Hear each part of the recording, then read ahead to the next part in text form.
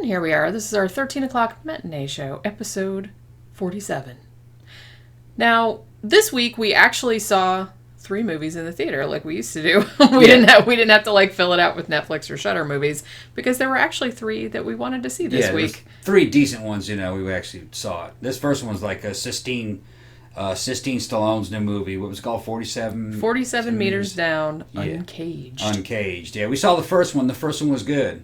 Yeah. So this one this one is kind of like, 47 meters down came out in 2017, and it was a similar kind of thing. It was the same kind of thing with like these 2 girls and they're like trapped underwater, 47 meters down. There were sharks in it, but it wasn't like shark centric as much as this one is. But this one is pretty much all about the sharks, but there's also like kind of like a claustrophobia type of aspect and things of that nature. They're kind of like adventure survival movies with some horror in them. Yeah. Scares and shit. The first time the girls were in a damn shark cage and it broke loose the tether and went down to the bottom, and then one thing after another happened. Of course there's always the running out of air factor. Yeah. And there's the fucking sharks. Yeah.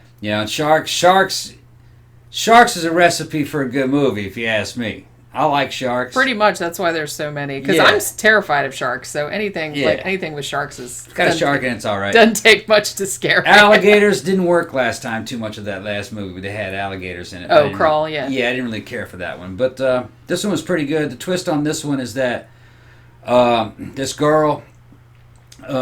she goes out on this kind of like expedition with a bunch of these other girls. Her dad is like an archaeologist, and he was investigating this underwater city in a cave out in a cenote near the Yucatan. So it's an old Mayan or Aztec city. Yeah, that's been flooded. It's been flooded, and the only way to get to it, well, one of the ways to get to it is going down into a cenote. That's the way in, but there isn't really a way out. Yeah, there is a way out. You can walk down. There's like different, but the whole city, because it, it's really old and it's been flooded and some of it's collapsed and stuff, so it's like this little maze, and it hasn't really been mapped or explored or anything, because the dad is, he's going down there so the archaeologists can map it. But there's another way out.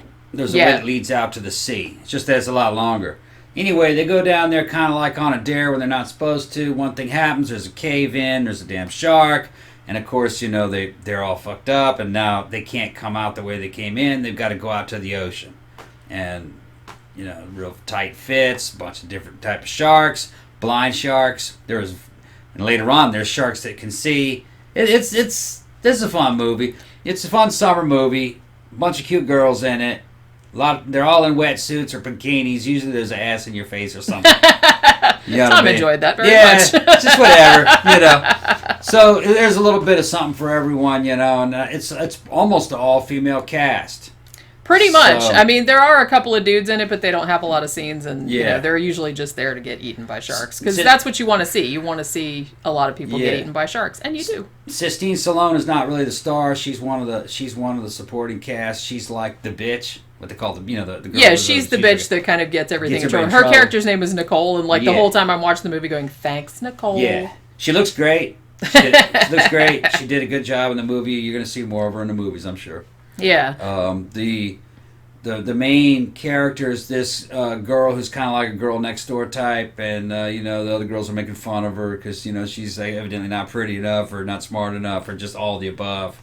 She's too smart because I think one of the other girls calls her Professor. Yeah, they keep bashing on her. Which I've got that a few too. Yeah, but she has my time. She has a good hero's journey type arc through the movie though, and it ends up she's all fighting sharks and shit. It's pretty cool. Yeah, and there's some, there's a little bit of family thing in there too with like her and her stepsister, and they don't really get along, and so there's that whole thing, and like her ending up with these 3 bitchy girls, and then they're all kind of having to save each other. Now, I'm not going to say, like I said, the first 47 meters down was like a really good tension-filled movie. It was largely one location because it was mostly these 2 girls and they were trapped, under the shark cage, like one of them's leg was trapped or whatever. And you were mostly worried about, there were sharks, but you were mostly worried about like their air running out was kind of their more, immediate concern. Whereas this one, there's a lot more moving around. Pretty much the whole thing is underwater. There's a couple scenes where they do come up to the surface, like for brief periods, but almost all of this movie is underwater. So in that sense, it's very dark. Yeah. You know, a lot of times you can't really see what's going on. But in a way, I think that works to its advantage because you're kind of in the same boat as the protagonist because they're down, there's like all this silt because there was like a collapse and they can't really see. And then there's all these sharks in there. You don't know how many there are. Yeah. And they can't see because, you know, they've evolved apparently down in these caves. So, you know, they're blind. And so a lot of it comes from, one, these tight spaces, running out of air, you know, trying to find another way out because their shit collapsed.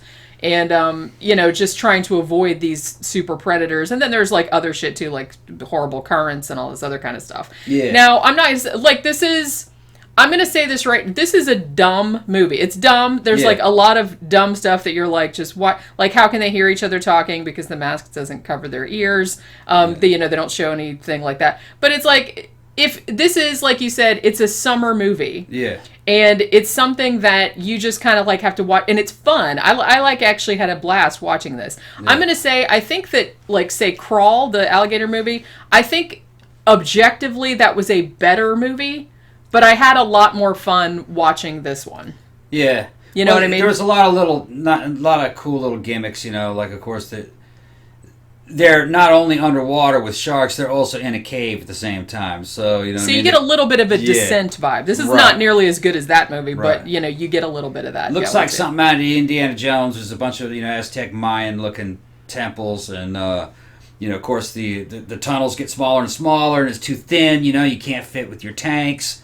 They're trying to sometimes breathe air bubbles that have collected up on the ceiling, you know, of old air, and they'll find little air pockets here and there. It's just pretty cool little movie. I mean, it's not anything, I wouldn't say it was, you know, this isn't one I don't think that's going to be like a remembered as being a classic or anything, but it's just, you know, if you want to go see a movie during the summer, you want to see some cute girls fighting and underwater shit. And, you know, people getting eaten by sharks and getting stuck in underwater tunnels and stuff like that. And like I said, it's dumb, but it knows it's dumb. Yeah. You know what I mean? It's not trying to take itself too seriously. Clever, it knows that people are watching it to see people get eaten by sharks, so you do get to see that happen. It's only PG-13, so it's not gory. It's not really It's gory. Not super gory. No. And I noticed a couple times, and I don't think I mentioned this to you, but I noticed a couple times that you could see, like, the characters' mouths moving. You could tell they swore, but then they patched it over with like them saying crap instead of fuck or something like that.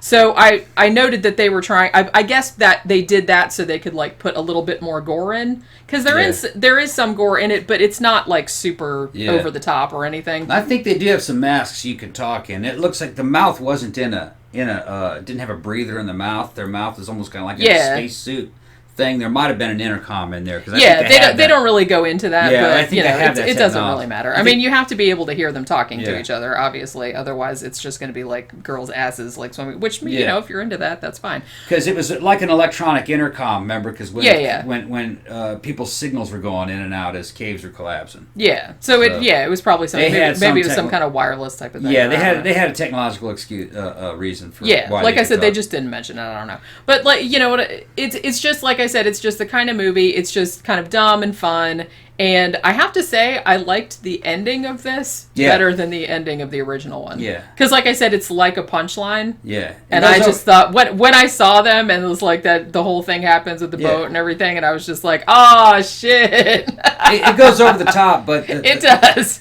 It goes over the top, but they build up to that, so you know that's coming, and it does tonally kind of match, so it is good. Yeah, you just can't take it serious, and it doesn't take itself too seriously. No. I mean, there's a screaming fish in this, for Christ's sake. Yeah. So, you know what I mean? Yeah, so you can tell that it's obviously not taking itself all that seriously. Yeah.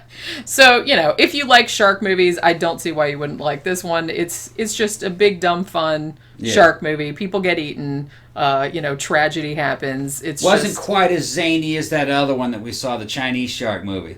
Oh, The Meg? The Meg, yeah. It wasn't that crazy. It wasn't as zany as that. But you could tell that the success of The Meg, that they were taking that in account. That they were trying to do. It was tonally kind of similar. It wasn't quite as funny. Right. But you could tell that it wasn't like trying to be overly serious. If you liked The Meg, you'd probably like this one.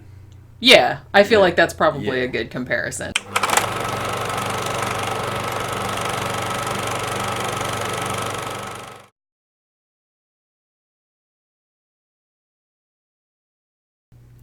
Okay, the second movie we took in at the theater this week was Blinded by the Light. Yeah.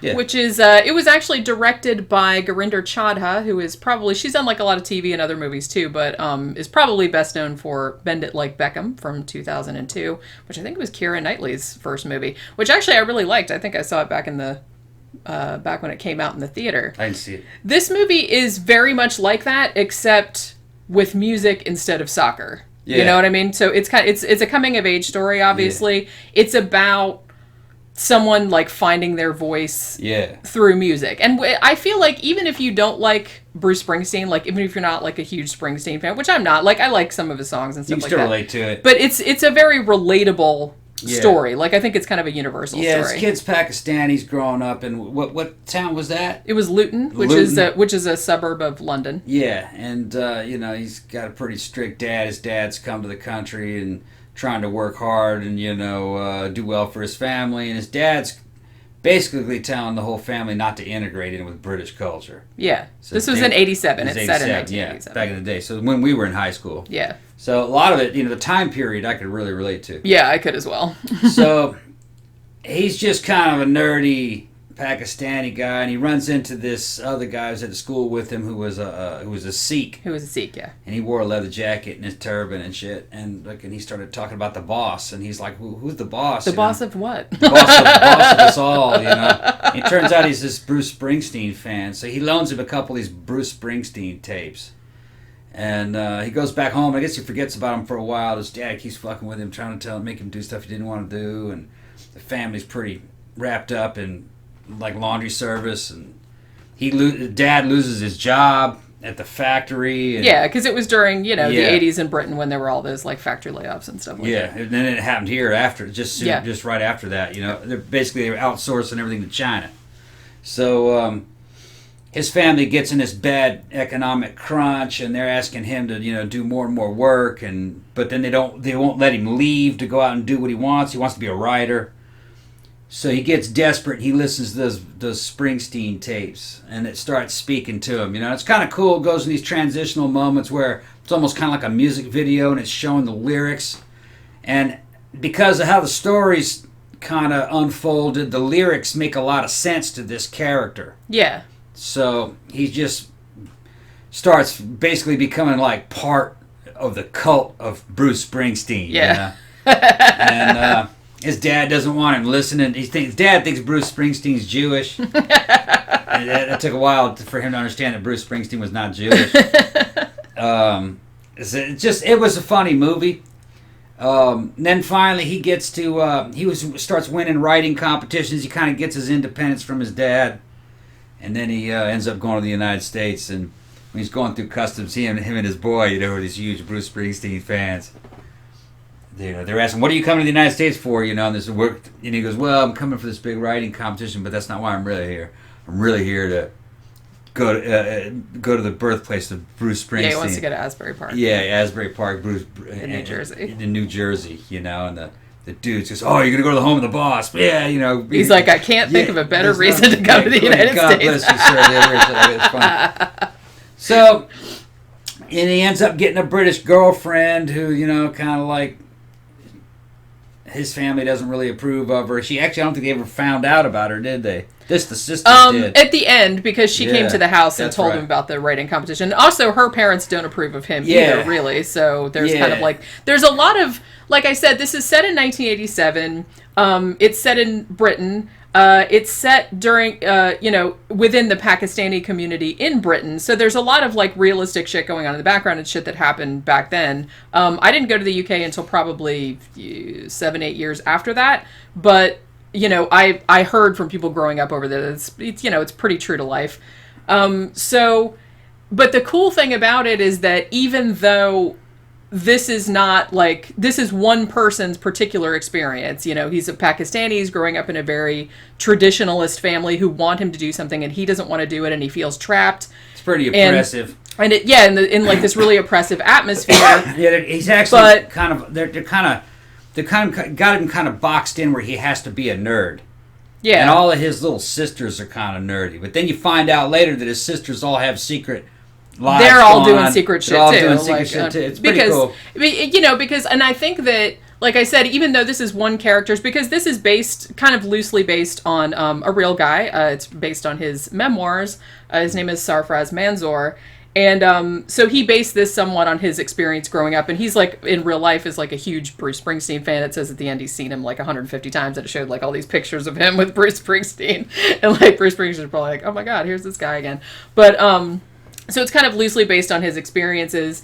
But the cool thing about it, like I said, and I think really the message of the movie is that even though this is this one kid's experience and it's, a very different experience maybe than like what I had or what other people had growing up, but it's something that everybody can relate to. It's still pretty universal. It's a universal, I mean, even if it's not Bruce Springsteen, even if it's not like, even if you're not really in a Muslim family. Yeah, like even if you're not, because everybody that's growing up can relate to feeling like you don't belong or feeling like your parents don't understand you or feeling like other people's expectations of you are kind of like oppressing you in some way. Yeah, he had the dude that lived across the street from him was a British guy who stood up for him. He was his best friend. Yeah, they had grown up together. Yeah, they had grown up together. He was big into like the new wave scene. Yeah, he was a new wave guy, Matt. And he had girlfriends and was partying, was in his own band, and blah blah blah blah. And he was making the same complaints as the Pakistani guy. Yeah, the Pakistani guy really wasn't buying it though. He's like, dude, you're living the life. Yeah, it's like you've got girlfriends and you can, but I think, like I said, and one of the things I liked about it too, because I think really the heart of this, I mean, I think it has a lot of heart to it, but I think the heart of it is the relationship between Javed, the main character, and his dad, because they could very easily have made his dad seem like a villain. Yeah. But even though he seems so and you like relate to the kid, he's 16 in the movie, and it's like you can relate to like, you don't know anything, and it's like your parents, and he's trying to push him in this direction that he doesn't want to go in. Right. But they humanize the dad. I mean, the dad, you can understand where the dad is coming from too, because I mean, when the dad was a kid, he against the wishes of his dad, he left Pakistan because he went to the UK and he wanted to make a better life. And you can see when the dad gets laid off, you can see there's like a couple of scenes where they just show his like vulnerability because he feels like he's responsible for his whole family and he's failing them and he's useless. So you can see why he pushes his kids so hard, because he doesn't want his kids to end up the way he ended up, like working in a factory and then getting laid off. Well, there's a different angle there too. His dad is telling him to succeed the way he succeeded. But he ended up failing. Yeah. So what he was telling the son to do was not applicable. Which is the same shit that me and Jenny went through in our generation. Yeah. Which is, like I said, I can relate to this. What our schools and what our parents were telling us to do back in the 80s didn't work. Yeah. It wasn't really working that well for them. And then by the time we were out in the 90s doing our shit, that world was long gone. Yeah. So really, things were changing so quickly, it didn't matter what they told you because nobody knew what the future was going to be like. Yeah. I would have had no idea. We had no inkling of internet. Yeah, it's true. Of YouTube, or patrons, Patreon, that was just science fiction, Yeah, I don't really think most people had conceived of it back then. So they were trying to train us for jobs that were quickly disappearing. Yeah. And there is a little bit of that in the background of this. And like I said, you can't fault the dad because it's like that's how he grew up and that's how you succeeded in the world. So you could see why he was pushing his kids. So he wasn't a villain. He wasn't a bad guy. He just didn't want him to be a taxi driver. Yeah, he just didn't understand. He didn't understand how things were changing. The real jobs that his dad wanted him to do were vanishing. Yeah. He was going out there trying to find them and they weren't there. Well, and I remember going through that. Yeah. Looking for shit that your dad would tell you to do. And you're like, man, that's gone. Well, and it was just like back in the old days, and maybe still now. I don't think it's as prevalent nowadays. But, I mean, when I was growing up, I didn't get it so much from my family because my family were pretty cool. But, people would be like, oh, you can't make a living as a writer. You can't make a living as an artist. Yes, it's hard, but it's hard to make a living at anything. Yeah. And really, I think nowadays it's much easier to do that kind of stuff. But you can see how in the 80s, the kid, he wanted to be a writer and he wanted to like be important and make a difference and stuff, which a lot of kids do when they're teenagers.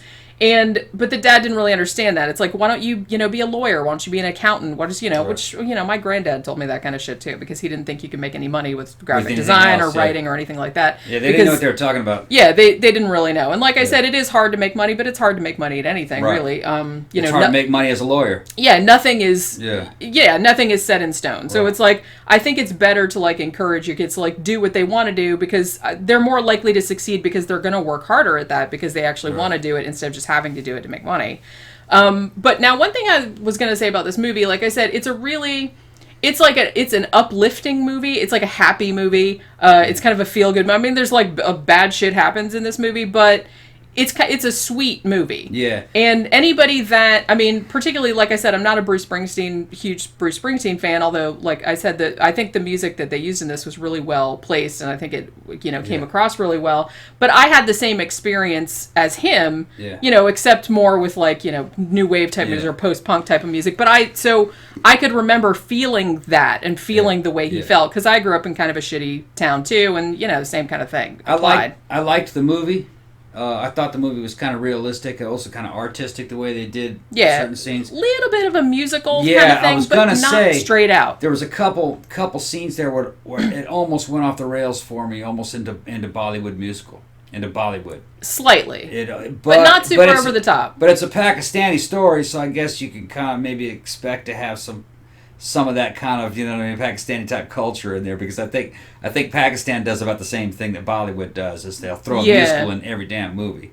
And there was some of that. Okay. It says they don't do anything like a big, because this is like a lower budget movie, so they don't do any like big production numbers, but there are a couple of times where they kind of try to sneak it in there a little bit, where it's almost like that, where he's like he's listening to his headphones and he starts singing out loud. Remember, and then they started dancing with everybody in the damn crowd, though. I was just going to say, and then like everybody, but it's kind of like a ramshackle way of doing it, which I thought kind of worked. I'm glad that they pulled it back a little bit, but I enjoyed the movie. I think the trailers were better than the movie. The trailers looked like it was more intense and action-packed and more fun.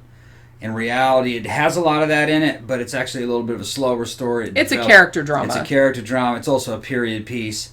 It's a good movie. Just you got to be expecting it. You got to take the movie on its own terms. Yeah, expect it to be. I thought it was going to be a wall-to-wall comedy. It's not. No, it's not. It has a lot of funny moments, like, with the character interactions and stuff, but it's not a comedy. I don't think I would call it that.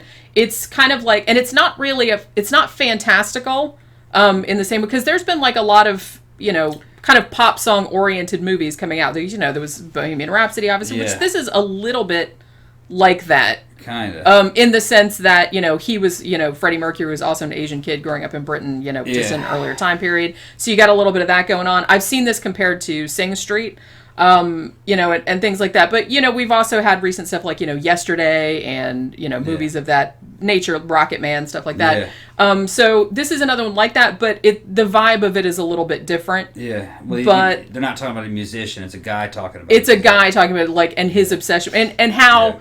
It's not even so much, like I said, it didn't matter that it was Bruce Springsteen. It just mattered that in his particular case, the music of Bruce Springsteen, like, spoke to him and, like, made him feel like he could find his own voice and his own way. It's kind of strange how there's guys in England listening to Bruce Springsteen when there was people in the United States kind of listening to Morrissey, and it was the same thing. Yeah.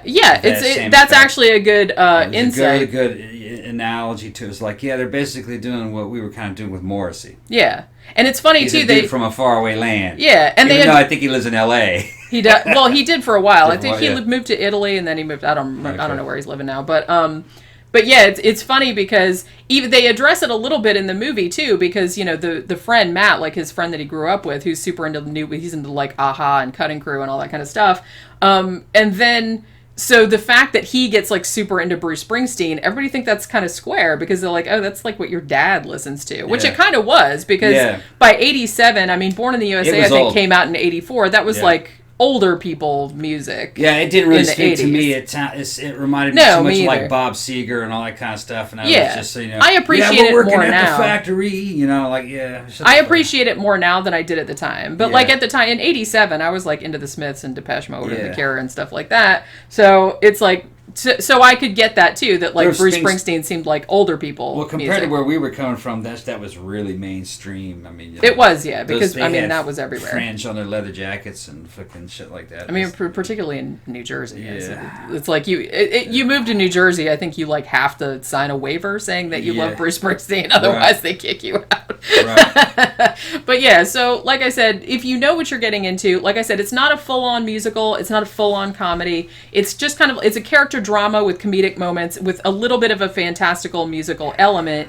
But I think the cool thing about it, like I said, even though this is a very specific time and place, a very specific person's experience, it's amazing how like universal that experience is, like how you can watch it and like relate it to your own life, even though that exact thing didn't happen. And to high school, beginning of college, that period I think is pretty much about the same for everybody. Or for me, I didn't go to college. I went to Army, but it was that same thing. Yeah, it's the same thing. Yeah. So I think that's what really makes it work. And like I said, it really has a good heart to it. And, particularly the relationship between the son and the dad, I think is really well done. And that they didn't really villainize anyone. Like, you could see where everyone was coming from, even if you, like, didn't agree with them. You know what I mean?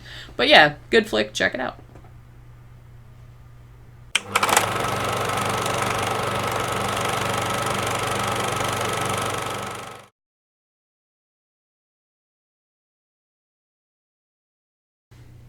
All right, and the third movie that we saw in the theater this week was Good Boys. This one stands out to me. I'm gonna buy this one. I kind of loved this movie. This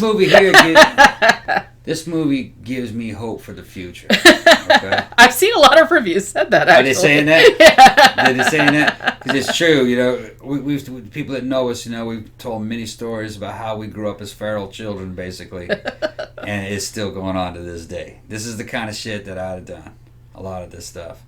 Yeah. And a few years later, this time though, we were also fucking around with a lot of gasoline. Yeah. Setting things on fire with gasoline you steal from a garage. Yeah. Like and then guns too. Go get the shotgun. You get your dad's Remington 1100 automatic shotgun and just start shooting up the woods. Shooting up all his ammo. But that same thing nowadays. They're messing with drones. Yeah. And, I mean, when I was a kid, I have two brothers, in case you guys didn't know, that are a bit younger than me. Exactly the way it was. And, so I remember being 12. I remember my brothers being 12. I mean, she's blowing stuff up. We had dart guns. We had all kind of crazy shit. Right. So it didn't happen like you saw in the Goonies. That was not the adventure that you really had when you were a boy. This is a lot closer to the adventure. To the actual adventure. To the actual adventure, Yeah. The thing that I loved about this movie, I mean, even when I saw the trailers, I was like, 12-year-old kid swearing, I'm on board. Because there's something very, very funny to me. Toddlers getting knocked over and little kids swearing is just hilarious to me. I don't know why that is. Yeah. Well, we swore up a fucking storm, man. Exactly, because I was like, when adults weren't around, we fucking swore. Yeah. Yeah. Well, I think all kids do. I mean, unless they're like really, really... Talking shit, making shit up, talking about things you don't know about. Yeah. Everything.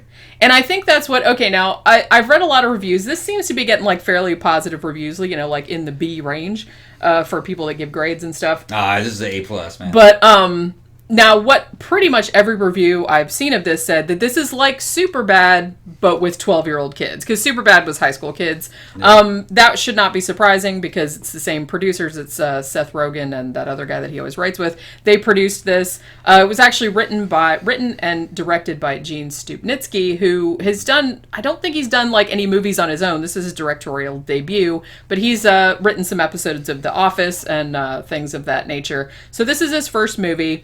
And the conceit of it, like I said, Superbad with 12-year-olds. I've also seen it called a live-action South Park, which it kind of is. Kinda. But I think this is the only movie that tried to do a Superbad type of thing, like a raunchy teen comedy, like American Pie or something like that, but with kids this young. Yeah. Now, this could go drastically wrong, but I think the reason that this works so well is because the three kids at the center of it are adorable and amazing, and all of them, and the chemistry between them is just so good. Well, they're all good kids. They're all trying to do the right thing. They're trying. That's what makes it work. Is because all of this horrible, there's like, they're running around with dildos. They're like, they get into fights with frat boys. They they're become unwitting drug mules. Yeah, practicing on how to kiss on a damn sex doll, which they think is a CPR. Yeah, it's like a real doll sex doll. They think it's a CPR doll. No, but that's what makes it work. One of the kids' parents are I guess like undercover freakazoids, and they have all these sex toys. They have a lot of sex toys. The couple has a fucking real doll. Yeah. And it's funny, like a guy was trying to buy it, and he goes, "Where is she from exactly? She's quite exotic." Because she was blonde with dark skin and blue eyes, and big figure and shit like that, big old titties, and he's trying to buy this sex doll off this kid's. It's just fucking hilarious. That's what it's just anything that could go wrong kind of does go wrong. Anything that a kid could fuck up, they do kind of fuck it up. Any misconception that a kid could have, they have it. It's just hilarious, and it's pretty accurate. It's kind of the way I remember us being.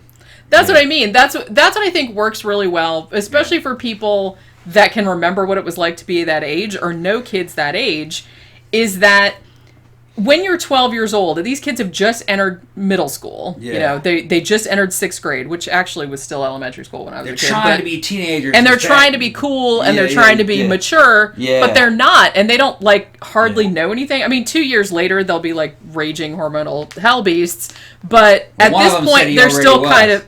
Well, at this point... One of them already was. He says she kept trying to rub up on trees. He says, he was just going through puberty. I'm getting ready to rub up on a tree. You guys don't understand.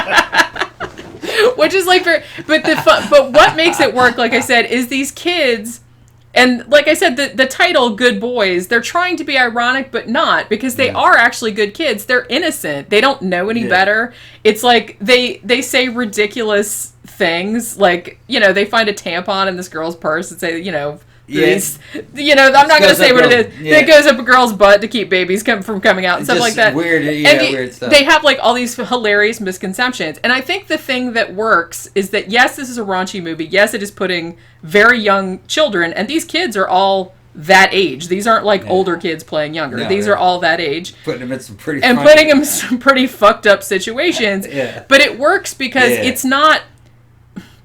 I was going to say, it's not mean-spirited. It's not making fun of them. Yeah. It's just finding humor in the fact that they're trying so hard to be cool, but they really don't know any better. There's one of them, he's kind of like the ladies' man. He's kind of like the pretty boy.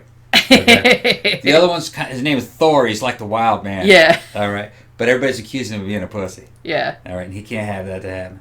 The other one's a big old black kid who's kind of like he's kind of like the cop or the preacher or something. Well, he's completely guileless. He can't lie. He just feels guilty about everything. He's very rule oriented. You got to be certain ways to do things. Yeah. You got to fess up if he did something wrong, and then these three dudes go on this fucking yeah, I mean, they go on this damn adventure. The whole adventure. I mean, it's so cute because it's just they're so, because you can remember. They got to get the drone back. Yeah, they fucked up. They used the drone when they weren't supposed to. It was Dad's, and he needed it for work. They lost the drone. They lost the drone to some teenage girls who took it from them because they were spying on them.